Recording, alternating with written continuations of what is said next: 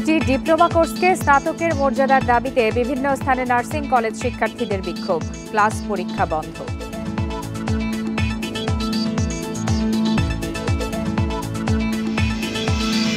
ছয় দিনেও উদ্ধার হয়নি খাগড়াছড়িতে অপহৃত 5 শিক্ষার্থী। ইউপিডিএফ এর আস্তানায় যৌথ বাহিনীর অভিযান।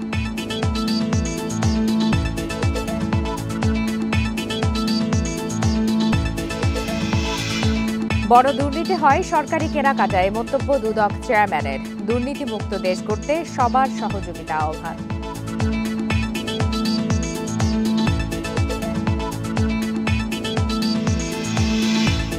ঢাকার নবাবগঞ্জে চিকিৎসকের বাড়িতে ডাকাতি, অস্ত্রের মুখে জিম্মি করে স্বর্ণালংকার ও নগদ টাকা লুটের অভিযোগ।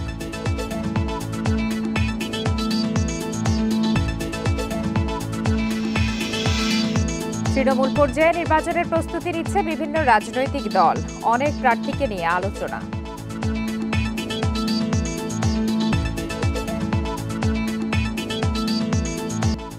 আমন্ত্রণ জানাচ্ছি সমগ্র বাংলাদেশে, সাথে আছি আমি ফারহানা লোপা। এতক্ষণ শিরোনাম জানাচ্ছিলাম, চলে যাচ্ছে বিস্তারিত খবরে। Diploma in nursing science and midwifery এবং ডিপ্লোমা ইন মিড ওয়াইফারি কোর্সকে স্নাতক সমমান করার দাবিতে বিক্ষোভ ও মানববন্ধন করছেন নার্সিং কলেজের শিক্ষার্থীরা। সকালে বরিশাল নগরীর অশ্বিনী কুমার হলের সামনে মিছিল নিয়ে জড়ো হন শিক্ষার্থীরা। পরে সেখানে মানববন্ধন ও বিক্ষোভ সমাবেশ করেন তারা। নেত্রকোনা জেলা প্রেস ক্লাবের সামনের সড়কে কর্মসূচিতে শিক্ষার্থীরা ছাড়াও যোগ দেন ডিপ্লোমা স্টুডেন্ট নার্সেস ইউনিয়নের সদস্যরা। এ সময় তারা বলেন, প্রধান উপদেষ্টা বরাবর গত আগস্টে স্মারকলিপি দেয়া হয়। তখন সরকার এই দাবির সঙ্গে একমত পোষণ করলেও এখন পর্যন্ত কোনো পদক্ষেপ না নেয়ায় আন্দোলনে নামতে হয়েছে বলে জানান তারা। একই দাবিতে বিক্ষোভ হয়েছে জামালপুর, ঠাকুরগাঁও, চাঁদপুর সহ বিভিন্ন জেলায়।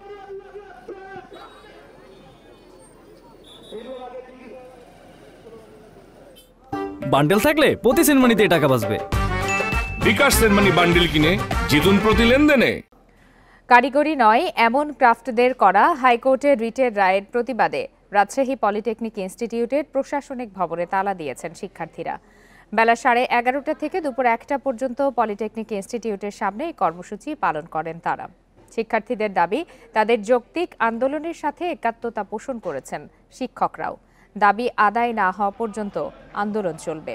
এদিকে নাটোরেও বিক্ষোভ মিছিল ও অবস্থান কর্মসূচি পালন করেছেন শিক্ষার্থীরা। সকালে শহরের বড় হরিশপুর টিএমএসএস পলিটেকনিক ইনস্টিটিউট থেকে মিছিল বের হয়ে প্রধান সড়ক ঘুরে হরিশপুর বাইপাস মোড়ে গিয়ে শেষ হয়। পরে সেখানে অবস্থান কর্মসূচি পালন করেন তারা।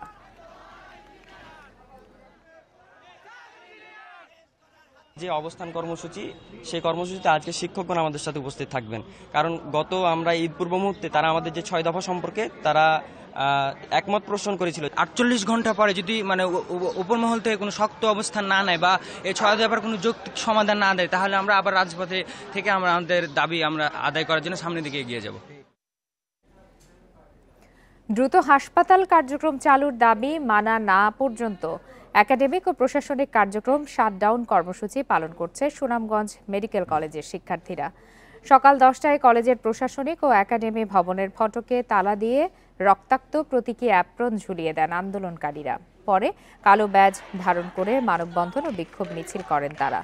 বিক্ষুব্ধরা জানান, পর্যাপ্ত ওয়ার্ড সুবিধা ও হাসপাতাল চালুর জন্য করণীয় বিষয়ে সুনির্দিষ্ট রোড ম্যাপ দিতে হবে মন্ত্রণালয়কে।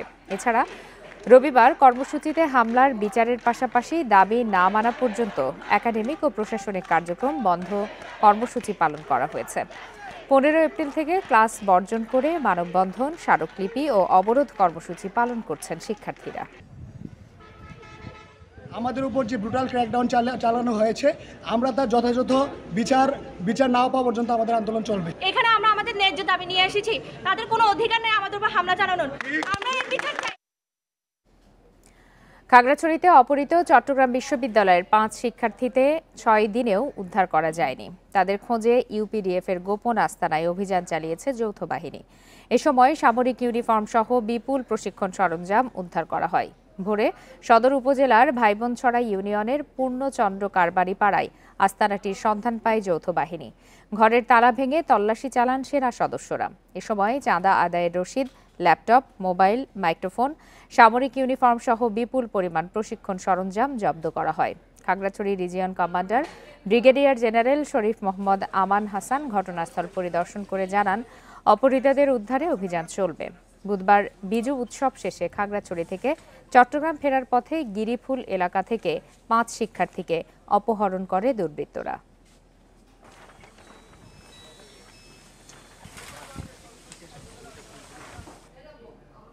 অভিযানের বিষয়ে আরো বিস্তারিত জানাতে এই মুহূর্তে খাগড়াছড়ি থেকে যোগ দিয়েছেন সহকর্মী সমীর মল্লিক। সমীর, অভিযানের বিষয়ে সর্বশেষ কি তথ্য রয়েছে আপনার কাছে, আর এখন পর্যন্ত কাউকে গ্রেপ্তার করা হয়েছে কিনা এই অভিযানে?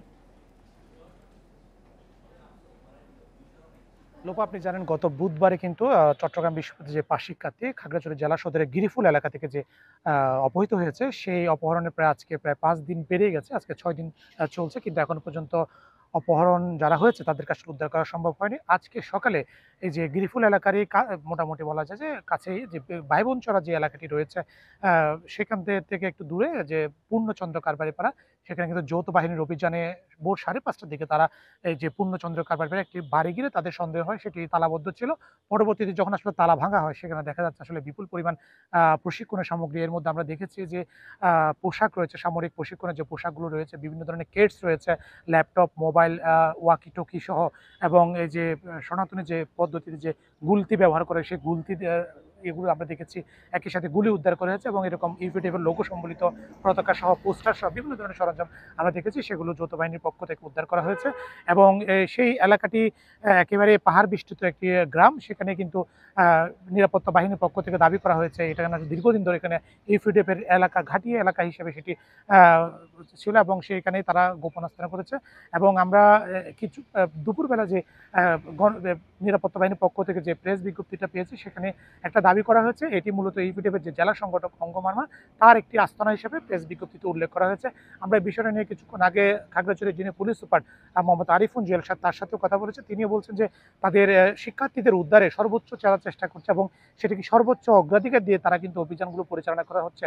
আপনি জানেন বুধবারে কিন্তু অপহরণের পর থেকে আমরা দেখেছি সেদিন বিকেল থেকে এবং পরদিন বৃহস্পতিবার থেকে কিন্তু খাগড়াছড়ির বিভিন্ন জায়গাগুলোতে কিন্তু একেবারে সাঁড়াশি অভিযান চালানো হচ্ছে যৌথ বাহিনীর পক্ষ থেকে। এবং আপনি জানেন পার্বত্য চট্টগ্রামের যে ভৌগোলিক গঠন, বিশেষ করে দুর্গম পাহাড়ি এলাকা হওয়ার কারণে এখানে আসলে অভিযানগুলো অনেক বেশি কষ্টসাধ্য এবং আসলে যারা অপহরণ হচ্ছে তাদেরকে উদ্ধার অনেক বেশি বেগ পেতে হচ্ছে। তবে আমাদের প্রশাসন যেটা জানিয়েছে যে অভিযান তাদেরকে উদ্ধার, যারা অপহৃত হচ্ছে তাদেরকে উদ্ধার না করা পর্যন্ত অভিযান চালবে। এবং এই অপহরণের জন্য জেএসএস সমর্থিত পাহাড়ি ছাত্র পরিষদের যিনি সভাপতি নিপন ত্রিপুরা, তিনি কিন্তু ইউপিডিএফকে দায়ী করেছে। তবে ইউপিডিএফ পক্ষ থেকে এই দাবিটি অস্বীকার করা হচ্ছে, তারা বলছে তারা এই অপহরণের সাথে সম্পৃক্ত নয়। খাগড়াছড়ি থেকে জানাচ্ছিলেন সহকর্মী সমীর মল্লিক।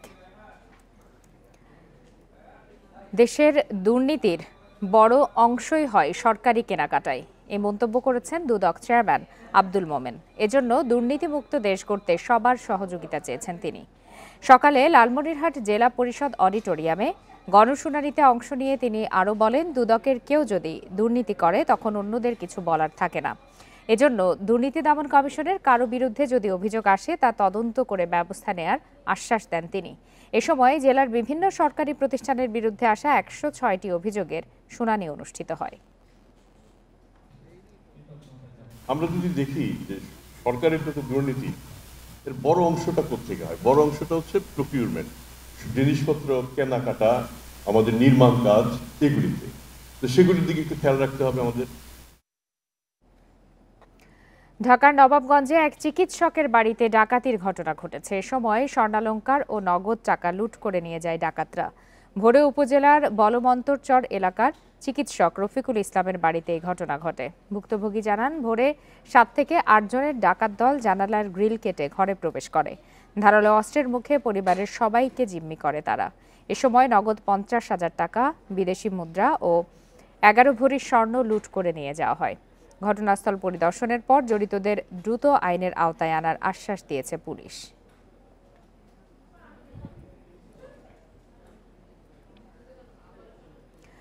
দিনক্ষণ ঠিক না হলেও তৃণমূল পর্যায়ে নির্বাচনের প্রস্তুতি নিচ্ছে বিভিন্ন রাজনৈতিক দল। আলোচনায় অনেক দলের প্রার্থীও।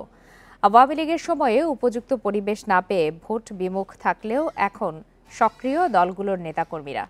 বিএনপি সহ অন্যান্য দল নির্বাচনে বেশি আগ্রহী হলেও এনসিপির নেতাকর্মীরা বেশি গুরুত্ব দিচ্ছেন সংস্কারকে। আওয়ামী লীগের আমলে গত কয়েকটি নির্বাচনে তেমন তৎপর হওয়ার সুযোগ পায়নি রাজনৈতিক দলগুলো। তবে ৫ আগস্ট পরবর্তী ঘটনা প্রবাহে বদলে গেছে পরিস্থিতি। এখনও নির্বাচনের দিনক্ষণ ঘোষণা না হলেও তৃণমূল পর্যায়ে দেখা যাচ্ছে বিভিন্ন দলের প্রস্তুতি। বগুড়ায় এরই মধ্যে আলোচনায় ৭টি সংসদীয় আসনে জামাতে ইসলামের প্রার্থী। দলটির শহর আমির জানান, প্রার্থী ও নেতাকর্মীরা দলের পক্ষে জনমত তৈরি শুরু করেছেন। আর বিএনপির জেলা সভাপতি জানিয়েছেন, যোগ্য প্রার্থীদের সময়মতো দলীয়ভাবে মনোনয়ন দেয়া হবে। আমাদের দল থেকে বারবার বলছেন যে আমরা ডিসেম্বরের মধ্যে নির্বাচন চাই।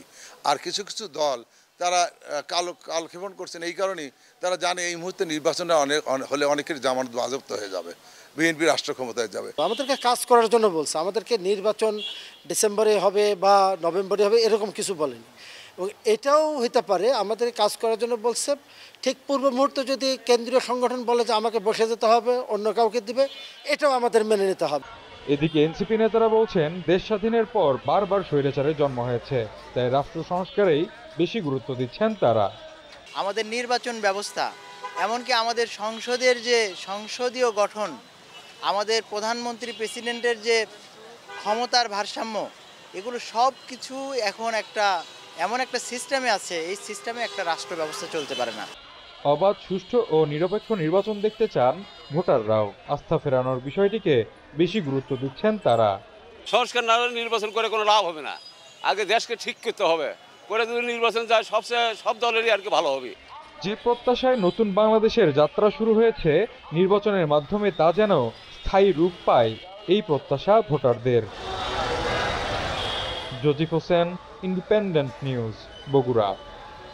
ঢাকার দোহারে ক্লাসের বেঞ্চে বসা নিয়ে তর্কাতর্কির জেরে 2 সহপাঠীকে ছুরিকাঘাতের অভিযোগ উঠেছে এক শিক্ষার্থীর বিরুদ্ধে। জখম 2 শিক্ষার্থীর মধ্যে একজনের অবস্থা গুরুতর, তাকে উন্নত চিকিৎসার জন্য ঢাকায় পাঠানো হয়েছে। সকাল 10টার দিকে উপজেলার লটাখোলা উচ্চ বিদ্যালয়ে এই ঘটনা ঘটে। তারা 3 জনই 9ম শ্রেণীর শিক্ষার্থী। পুলিশ জানায়, সকালে মশিউর ক্লাসে ঢুকে রাব্বি ও ইউসুফের বসে থাকা বেঞ্চে বসতে চায়। তখন তাদের 2 জনের সঙ্গে তর্কে জড়ায় মশিউর। এক পর্যায়ে মশিউর তার কাছে থাকা ছুরি দিয়ে রাব্বি ও ইউসুফকে এলোপাতাড়ি ছুরিকাঘাত করে পালিয়ে যায়। তাদের 2 জনকে রক্তাক্ত অবস্থায় উদ্ধার করে দোহার উপজেলা স্বাস্থ্য কমপ্লেক্সে নেওয়া হয়।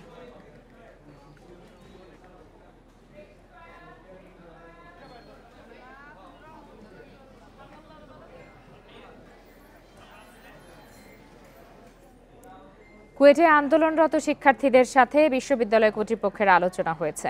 দ্রুত জটিলতার সমাধান হবে বলে মনে করছে বিশ্ববিদ্যালয় প্রশাসন। দুপুরে সংবাদ সম্মেলনে এসব কথা বলেন বিশ্ববিদ্যালয়ের ছাত্র কল্যাণ সম্পাদক আব্দুল্লাহ ইলিয়াস আক্তার। তিনি বলেন, বহিষ্কৃত 37 শিক্ষার্থীর বিষয়ে তাদের সাথে আলোচনা হয়েছে। পাশাপাশি শিক্ষার্থীদের বিরুদ্ধে করা মামলার বিষয়টি নিয়েও শিক্ষার্থীদের আশ্বস্ত করা হয়েছে। এ সময় শিক্ষার্থীদের আন্দোলন বন্ধের আহ্বান জানান তিনি। আমরা ছাত্র কল্যাণ পরিচালকের দপ্তরের পক্ষ থেকে ছাত্রদের সাথে আলোচনা অব্যাহত রেখেছি। আমি এই ঘোষণা দিয়েছি, আমার দরজা সবসময় তোমার জন্য খোলা আছে, যে কোনো সময় তোমরা আসতে পারো। ওরা বলছে ঠিক আছে, আমরা স্যার আপনার সাথে যোগাযোগ রাখবো। আমরা আশা করতেছি এই সমস্যার সমাধান হবে। লালমনিরহাটের বুড়িমারি থেকে সরাসরি বুড়িমারি এক্সপ্রেস ট্রেন চালুর দাবিতে রেলপথ অবরোধ করেছেন স্থানীয়রা। এতে পৌনে 1 ঘণ্টা লালমনিরহাটগামী একটি লোকাল ট্রেন বুড়িমারিতে আটকা পড়ে। আন্দোলনকারীরা জানান, বুড়িমারি এক্সপ্রেস ট্রেনটি লালমনিরহাট থেকে ঢাকা রুটে চলাচল করে। এর ফলে জেলার আদিতমারি, কালীগঞ্জ, হাতীবান্ধা ও পাটগ্রামের মানুষ এই ট্রেনের সুবিধা থেকে বঞ্চিত। বিভিন্ন সময় দাবি জানিয়ে আসলেও কোনো কার্যকর উদ্যোগ নেওয়া হয়নি। এজন্য বাধ্য হয়ে রেলপথ অবরোধ করেছেন তারা। এই দাবির কারণে বুড়িমারি স্টেশনের প্রয়োজনীয় উন্নয়ন কাজ চলছে বলে জানিয়েছেন রেল কর্তৃপক্ষ।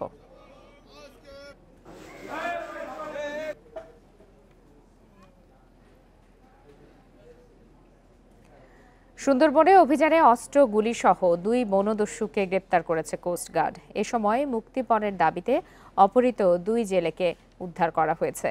রবিবার সুন্দরবন সংলগ্ন খুলনার দাকোপ উপজেলায় আলাদা অভিযান চালিয়ে তাদের আটক করে পুলিশে দেওয়া হয়। কোস্টগার্ড জানায়, উপজেলার কামারখোলা ও নলিয়ান ঠাকুরবাড়িতে শাহজাহান মোল্লা ও সুমন হাওলাদারকে গ্রেপ্তারের সময় অস্ত্র ও গুলি উদ্ধার করা হয়। তারা বনদস্যু করিম শরীফ বাহিনীর সক্রিয় সদস্য। এ সময় গত ৮ এপ্রিল মুক্তিপণের দাবিতে অপহৃত ২ জেলেকে উদ্ধার করা হয়েছে।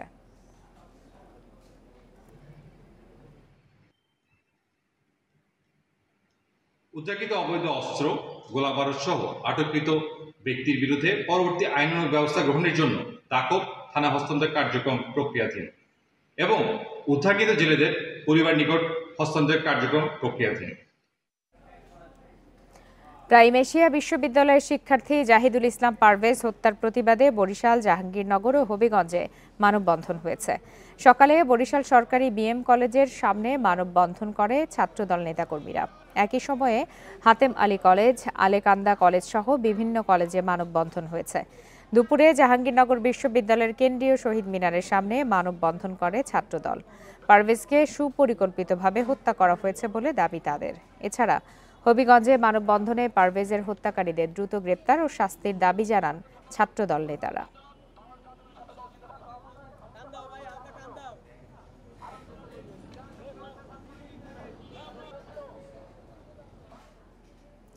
ছোট পরিসরে হিমাগার স্থাপনে সাফল্য পেয়েছেন কৃষি বিশ্ববিদ্যালয়ের গবেষকরা। কৃষকদের উৎপাদিত পণ্যের ন্যায্য মূল্য নিশ্চিত এবং সিন্ডিকেট ভাঙতেই এই হিমাগার তৈরির উদ্যোগ নিয়েছেন তারা। এতে শাকসবজি ও মৌসুমি ফলের অপচয় কম হবে, লাভবান হবে কৃষকরা। মাত্র ৩ মিটার দৈর্ঘ্য, ২.২ মিটার প্রস্থ এবং ২.৭ মিটার উচ্চতার হিমাগারে সংরক্ষণ করা যায় ২ টন শাকসবজি ও ফলমূল। এয়ার কন্ডিশনারে তাপমাত্রা নিয়ন্ত্রণে সহায়তা নেওয়া হচ্ছে বিশেষ ধরনের ডিভাইস ও অ্যাপের। এই অ্যাপের মাধ্যমে আমরা নির্দিষ্ট টেম্পারেচার সেট করতে পারি এবং আমরা অ্যাপের মাধ্যমে দেখতে পারি যে আসলে ভিতরে কত টেম্পারেচার এখন আছে। আমরা এখান থেকে টেম্পারেচারটা সেট করে দিলে ভিতর থেকে এসি ওই অনুযায়ী টেম্পারেচারটা মনিটরিং করে। বিদ্যুৎ সংযোগের বিকল্প হিসেবে সৌর বিদ্যুতের মাধ্যমে অনায়াসে চলছে হিমাগারটি। এভাবে বিভিন্ন ফল ও শাকসবজি সংরক্ষণ করা যায় প্রায় ২ মাস। সূর্যালোকটা আছে, সেই সৌরশক্তিকে আমাদের কাজে লাগানোর জন্য এর সাথে একটা সোলার প্যানেল অ্যাড করা হয়েছে, যেটার সাহায্যে যখন সে সৌরশক্তিটা পাবে সেটা আমাদের এই হর্টিকুলটা সূর্যের আলোকে কাজে লাগিয়ে সেটা অপারেট করতে পারবে। ছোট পরিসরে এই হিমাগার স্থাপনে পরীক্ষামূলকভাবে সাফল্য পাওয়ার দাবি করেছেন কৃষি বিশ্ববিদ্যালয়ের গবেষকরা। কৃষকদের উৎপাদিত পণ্যের ন্যায্য মূল্য নিশ্চিত এবং সিন্ডিকেট ভাঙতেই এই উদ্যোগ। কৃষকরা যদি তারা যৌথ উদ্যোগে অথবা সমিতির মাধ্যমে এরকম একটি কোল্ড স্টোরেজ করে, তাহলে তাদের উৎপাদিত পণ্য নিজেরা সংরক্ষণ করে বাজারে ছেড়ে তার সঠিক মূল্যটি তারা পেতে পারে। এই প্রযুক্তি ব্যবহারে গুনতে হবে ১৫ থেকে ২০ লাখ টাকা। পরীক্ষামূলকভাবে রংপুর ও টাঙ্গাইলে এ ধরনের হিমাগার নির্মাণে সাফল্য এসেছে বলে দাবি গবেষকদের। Independent news. চট্টগ্রামের আজকার দিঘির পাড় এলাকায় পাহাড় কেটে নিয়ম বহির্ভূতভাবে ভবন নির্মাণ বন্ধ করে দিয়েছে চট্টগ্রাম উন্নয়ন কর্তৃপক্ষ। দুপুরে পরিবেশ অধিদপ্তর ও পুলিশকে নিয়ে এই অভিযান চালায় সিডিএ। কর্তৃপক্ষ জানায় ৩০ কাঠা আয়তনের জায়গাটির ৬০% ফাঁকা এবং ৪০% ভবন নির্মাণের অনুমতি ছিল। একই সাথে পাহাড়কে অক্ষত রাখার নির্দেশ দেয়া হলেও তা মানা হয়নি। ২০২২ সালে নির্মাণ কাজ শুরুর পরই অনুমোদন বহির্ভূত কাজের প্রমাণ পাওয়ায় কাজ বন্ধে নির্দেশ দেয়া হয়। পরে সংশ্লিষ্টরা উচ্চ আদালত থেকে সে আদেশের ওপর নিষেধাজ্ঞা এনে কাজ চালিয়ে যায়। রবিবার সেই নিষেধাজ্ঞার ওপর স্থগিতাদেশ দিলে আজ অভিযানে নেমে নির্মাণ কাজ বন্ধ করে দেয় সিডিএ। বড় পাহাড় ছিল, অনেক খারাপ পাহাড় ছিল, সে পাহাড়টা কেটে দ্বিতীয় লেয়ারে গিয়ে আর 14 তলা হবে। সেক্ষেত্রে পাহাড় কাটা সম্পূর্ণভাবে বেআইনি এবং আইনের কোনোভাবেই এটাকে আইনে পাহাড় কেটে পরিবেশের ক্ষতি করে কোনো বিল্ডিং করা যাবে না। সরকারি প্রতিষ্ঠান যেমন সংস্কার হবে, আইনি বিষয়গুলো সংস্কারের মধ্যে আমাদেরকে আনতে হবে, কারণ এইভাবে একটা ইনজাংশন হয়ে ওরা কাজ করতে থাকবে, কেউ আসতে পারবে না, এরকম না হবে। তবে এখন আমি ধন্যবাদ জানাই শেষ পর্যন্ত আমাদের বিচার বিভাগ যে এটা ভ্যাকেট করছে, নাহলে আমরা এটুকু করতে পারতাম না, বাকি পাহাড়টাও কিন্তু শেষ হয়ে যেত। কিশোরগঞ্জ রাজবাড়ীতে বজ্রপাতে 2 কৃষক মারা গেছেন, আহত হয়েছেন আরও 3 জন। রাজবাড়ীর লেবিরা কান্দিতে বৃষ্টি শুরু হলে বাড়ি ফেরার পথে বজ্রপাতে মারা যান কৃষক কামাল শেখ। এ সময় আহত হন তার সাথে থাকা ফুফাতো ভাই রাজু। এছাড়া কিশোরগঞ্জের পাকুন্দিয়ায় বজ্রপাতে আবু তাহের মিয়া নামে এক কৃষক মারা যান। সকালে আবু তাহের সহ 3 জন জমিতে কাজ করতে যান। বৃষ্টি শুরু হলে সেচ দেয়ার মেশিনের জন্য তৈরি টিনের চালার নিচে অবস্থান নেন তারা। এ সময় বজ্রপাতে ঘটনাস্থলে মারা যান আবু তাহের। আহত 2 জনকে উদ্ধার করে হাসপাতালে ভর্তি করা হয়েছে।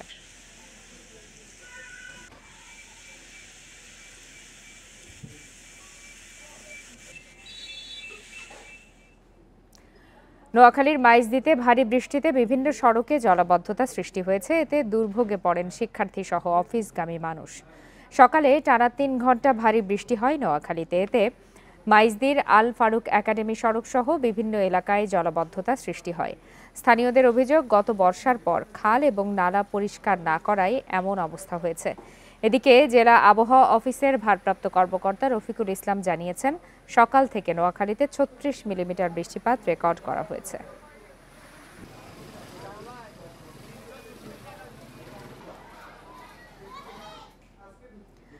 নরসিংদীর পলাশে অবৈধভাবে গড়ে ওঠা জিন ইউয়ান স্টোরেজ নামে একটি ব্যাটারি কারখানা বন্ধ করে দিয়েছে পরিবেশ অধিদপ্তর।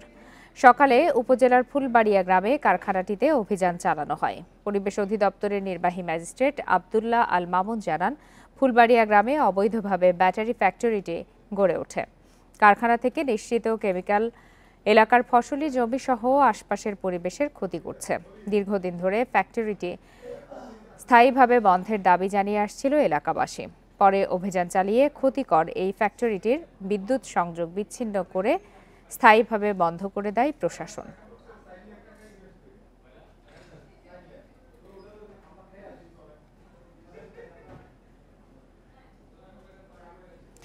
ফরিদপুরে ভাঙা থেকে কুয়াকাটা পর্যন্ত ৬ লেন রাস্তা নির্মাণ ও চীন সরকারের অর্থায়নে কুয়াকাটায় বিশেষায়িত হাসপাতাল নির্মাণের দাবিতে মানববন্ধন হয়েছে। সকালে কুয়াকাটা পৌরসভা ভবনের সামনের এই কর্মসূচি পালিত হয়। Kuakata hotel motel owners association কর্তৃক আয়োজিত এই কর্মসূচিতে সংহতি প্রকাশ করে অংশগ্রহণ করেন স্থানীয় বিভিন্ন শ্রেণী পেশার মানুষ। এ সময় বক্তারা বলেন, স্বাস্থ্যসেবায় দেশের অন্য এলাকার চেয়ে বরিশাল বিভাগ পিছিয়ে। বরিশাল বিভাগের সব পর্যায়ের মানুষের স্বাস্থ্যসেবায় এমন একটি হাসপাতাল কুয়াকাটায় নির্মাণের দাবি জানান তারা।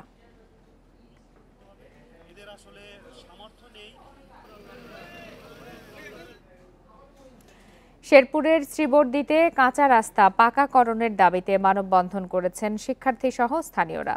দুপুরে উপজেলার বালুঘাট সরকারি প্রাথমিক বিদ্যালয়ের সামনে এই মানববন্ধন অনুষ্ঠিত হয়। এ সময় বক্তারা বলেন, শ্রীবর্দী সদর ইউনিয়নের শিমুলচড়া বাজার থেকে বালুঘাট সরকারি প্রাথমিক বিদ্যালয় হয়ে দহেরপাড় বাজার পর্যন্ত রাস্তাটি কাঁচা থাকায় বেহাল অবস্থার সৃষ্টি হয়েছে।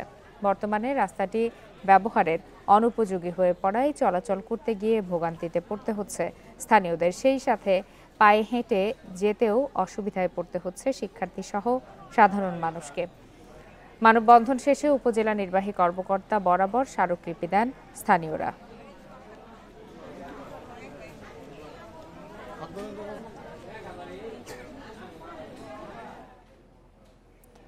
গাজীপুরের টঙ্গীতে সিজন নামে এক যুবককে কুপিয়ে হত্যা করা হয়েছে। রবিবার রাতে টঙ্গীর রেলওয়ে কলোনি এলাকায় এই ঘটনা ঘটে। পুলিশ জানায়, কলোনির একটি চায়ের দোকানে বসে চা পান করছিলেন সিজন। এ সময় স্থানীয় রাহুল ও ইমন নামে 2 যুবক তাকে ডেকে নিয়ে চা পাতি দিয়ে কুপিয়ে গুরুতর আহত করে পালিয়ে যায়। পরে তাকে উদ্ধার করে শহীদ আহসানুল্লাহ মাস্টার জেনারেল হাসপাতালে নিয়ে যাওয়া হয়। প্রাথমিক চিকিৎসা শেষে পরিবারের সদস্যরা উত্তরা আধুনিক মেডিকেল কলেজ হাসপাতালে নিয়ে গেলে চিকিৎসক তাকে মৃত ঘোষণা করেন। এদিকে সিলেটের বিশ্বনাথে ছিনতাইকারীদের ছুরিকাঘাতে নিপেশ তালুকদার নামের এক ভ্রাম্যমাণ ক্ষুদ্র ব্যবসায়ী নিহত হয়েছেন। রাত 8:30টার দিকে উপজেলার পাঁচপীর বাজারের পশ্চিম সড়কে এই ঘটনা ঘটে।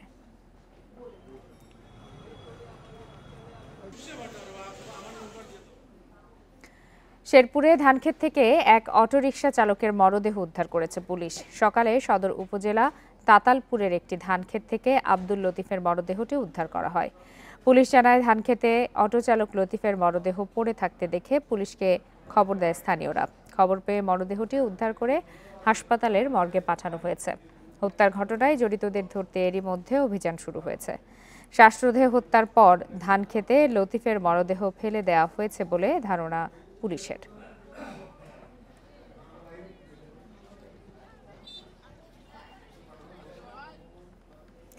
সংস্কার ও অবকাঠামোগত উন্নয়ন না হওয়ায় আকর্ষণ হারাচ্ছে খাগড়াছড়ি জেলা পরিষদ হর্টিকালচার হেরিটেজ পার্ক। একমাত্র ঝুলন্ত ব্রিজ ও জরাজীর্ণ শিশু পার্ক ছাড়া বিনোদনের তেমন কোনো ব্যবস্থা নেই। এতে হতাশ হচ্ছেন পর্যটকরা। জেলায় পর্যটন শিল্পের বিকাশে পার্কটি দ্রুত সংস্কার করার দাবি দর্শনার্থীদের।